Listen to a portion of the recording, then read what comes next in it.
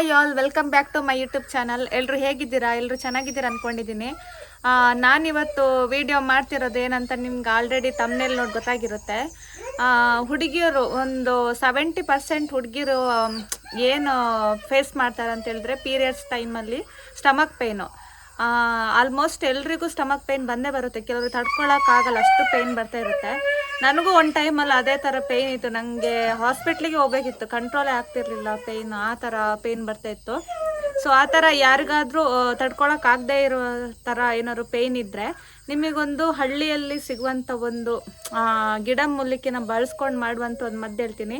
ಇದರಿಂದ 200% ವರ್ಕ್ ಆಗುತ್ತೆ. ನಿಮಗೆ ಖಂಡಿತ ಪೇಯ್ನ್ ಬರಲ್ಲ. ಮಂತ್ ಇವಾಗ ಹತ್ರ ಬಂತು, ಇನ್ನೊಂದು 4-5 ಡೇಸ್ ಇದೆ ಅನ್ಬೇಕಾದ್ರೇ ಈ ಮದ್ದನ್ನು ಮಾಡಿ ಕುಡಿಯೋಕ್ಕೆ ಸ್ಟಾರ್ಟ್ ಮಾಡಿ. 200% ನಿಮಗೆ ಪೇಯ್ನ್ ಬರಲ್ಲ. ಮಾಡಿ ನೋಡಿ, ನನಗೆ ನೀವು ಕಮೆಂಟ್ ಮಾಡಿ ತಿಳಿಸಿ ರಿಸಲ್ಟ್ ಹೇಗೆ ಬಂತು ಅಂತ. ಅದು ಯಾವ ಗಿಡಮೂಲಿಕೆ ಅಂತ ನಾನು ನಿಮಗೆ ತೋರಿಸ್ತೀನಿ, ಮತ್ತು ಅದನ್ನು ಹೇಗೆ ಕುಡಿಬೇಕು, ಹೇಗೆ ಯೂಸ್ ಮಾಡಬೇಕು ಅನ್ನೋದನ್ನ ನಿಮಗೆ ನಾನು ತೋರಿಸ್ತೀನಿ. ನನಗೆ ಇದ್ರ ಬಗ್ಗೆ ಹೇಗೆ ಗೊತ್ತು ಅಂತ ನೀವು ಅನ್ಕೋಬೋದು. ನಮ್ಮಪ್ಪ ಬಂದು ಹಳ್ಳಿ ಔಷಧಿನೆಲ್ಲ ಕೊಡ್ತಾರೆ. ಇವಾಗ ನಾಯಿಗಳಿಗೆ ಗಾಯ ಆದರೆ ಅದನ್ನು ಅಂದರೆ ಕ್ಯೂರ್ ಮಾಡಿಲ್ಲ ಅಂದರೆ ಅದರಲ್ಲಿ ಹುಳ ಎಲ್ಲ ತುಂಬಿಕೊಳ್ಳುತ್ತೆ, ಅದಕ್ಕೆ ಮದ್ದು ಕೊಡ್ತಾರೆ. ಆಮೇಲೆ ಉಪ್ಸ ಇದ್ದರೆ ಕಫ, ಆಮೇಲೆ ದನಗಳಿಗೆ ಏನಾದರೂ ಆಗಿದ್ದರೆ ಕಪ್ಪೆ ಆಗೋದಂತ ಹೇಳ್ತಾರೆ, ರಕ್ತ ಭೇದಿ, ಅದಕ್ಕೆ ಮದ್ದು ಕೊಡ್ತಾರೆ. ಮತ್ತು ಕಣ್ಣಲ್ಲಿ ಪೊರೆ ಬಂದಿದ್ದಕ್ಕೆ ಅದಕ್ಕೆ ಮದ್ದು ಕೊಡ್ತಾರೆ ನಮ್ಮಪ್ಪ, ಅವರು ಹಳ್ಳಿ ಔಷಧಿ ಕೊಡೋದ್ರಿಂದ. ಈ ಮದ್ದನ್ನು ಅವರೇ ನನಗೆ ತಿಳಿಸಿದ್ದು. ನಾನು ಹಾಸ್ಟೆಲಲ್ಲಿದ್ದಾಗ ನನಗೆ ಮದ್ದೆಲ್ಲ ಮಾಡಿಕೊಡೋರು ಯಾರು ಇರಲಿಲ್ಲ. ಆಗ ಹಾಸ್ಪಿಟ್ಲಿಗೆ ಹೋಗ್ಬೇಕಾಗಿತ್ತು, ಅಷ್ಟು ಪೇಯ್ನ್ ಬರ್ತಿತ್ತು.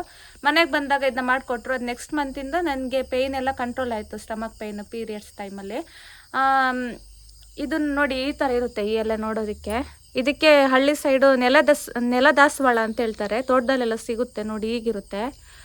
ಇದನ್ನು ಕಿತ್ಕೊಬಂದು ಇದನ್ನ ಚೆನ್ನಾಗಿ ಕ್ಲೀನ್ ಮಾಡ್ಕೊಂಡು ವಾಶ್ ಮಾಡಿ ಇದಕ್ಕೆ ಹಸಿ ಹಾಲು ಮತ್ತು ಜೀರಿಗೆನ ಸೇರಿಸಿ ಗ್ರೈಂಡ್ ಮಾಡಿ ಜ್ಯೂಸ್ ಮಾಡಿ ಕುಡಿಬೇಕು. ಹೇಗೆ ಮಾಡೋದಂತ ನಾನು ತೋರಿಸ್ತೀನಿ, ವಿಡಿಯೋನ ಸ್ಕಿಪ್ ಮಾಡಿದೆ.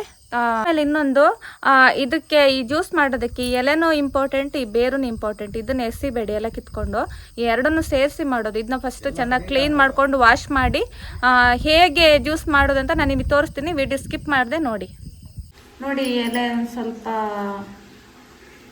ತೂತೆಲ್ಲ ಆಗಿದೆ, ಇದನ್ನೆಲ್ಲ ತೆಕ್ಕೊಂಡು ಕ್ಲೀನ್ ಮಾಡ್ಕೊತಿದ್ದೀನಿ. ಈ ಥರ ಎಲ್ಲ ನೋಡ್ಕೊಳ್ಳಿ, ಸ್ವಲ್ಪ ನೋಡಿಕೊಂಡು ಕ್ಲೀನ್ ಮಾಡ್ಕೊಳ್ಳಿ. ನಾನು ಇವಾಗ ಕ್ಲೀನ್ ಮಾಡ್ತಾಯಿದ್ದೀನಿ.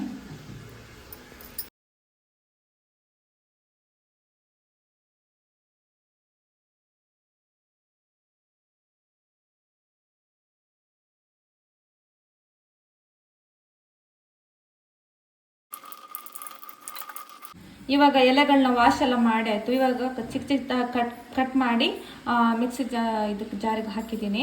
ಇದಕ್ಕೊಂದು ಸ್ಪೂನಷ್ಟು ಜೀರಿಗೆನ ಆ್ಯಡ್ ಮಾಡ್ಕೊಳ್ಳಿ. ನೆಕ್ಸ್ಟು ಇವಾಗ ಇದಕ್ಕೆ ಹಸಿ ಹಾಲನ್ನ ಹಾಕೋಬೇಕು.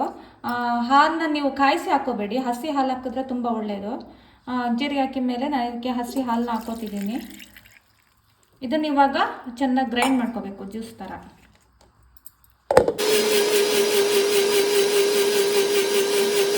ನೋಡಿ, ಇವಾಗ ಇದು ರೆಡಿ ಆಗಿದೆ. ಇದನ್ನು ಗ್ಲಾಸಿಗೆ ಹಾಕ್ಬಿಟ್ಟು ಕುಡಿಬೇಕು.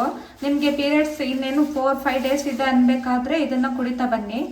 ಬೆಳಿಗ್ಗೆ ಖಾಲಿ ಹೊಟ್ಟೆ ಕುಡಿದ್ರೆ ತುಂಬ ಒಳ್ಳೆಯದು. ಇವಾಗ ಗ್ಲಾಸಿಗೆ ಹಾಕಿ ತೋರಿಸ್ತೀನಿ.